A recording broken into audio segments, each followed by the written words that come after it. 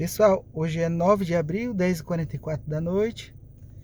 Tô aqui dentro do meu carro aqui, Onix modelo Joy, para confirmar aqui, ó, o número do chassi. Tá só o contrário que eu tô por dentro. Pois é um defeito aqui que tá nele aqui no volante, que fica fazendo um barulho, ó.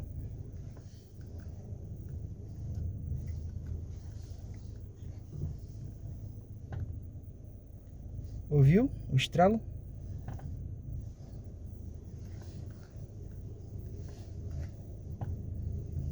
Vou botar mais perto para você perceber.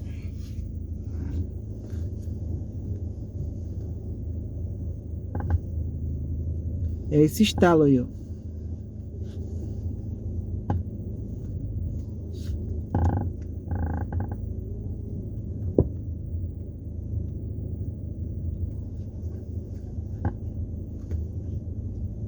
Tá vendo? Você gira o volante e escuta, ó.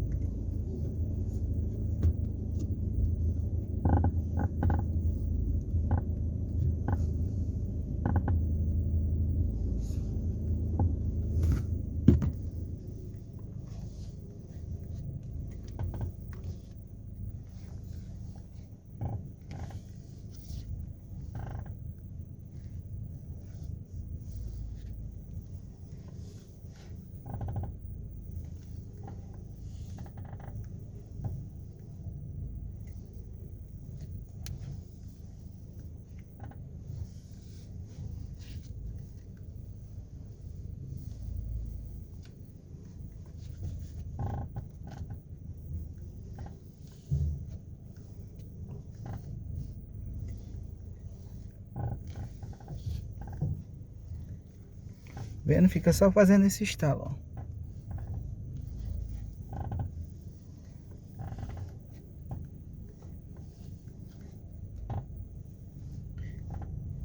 E já foi mexido uma vez nessa... Foi trocada a direção elétrica dele já. E já estamos dia 9 de maio, né? De 2021. E continua fazendo. Começou a fazer esse barulho aí. Entendeu? Aí tá marcado amanhã lá na Chevrolet, né? Na Sabina Auto. Para averiguar o que pode estar sendo isso aí, né? Porque o carro já vai sair aí da garantia, né? Aí a gente precisa saber o que acontece para estar fazendo isso aí. É forte.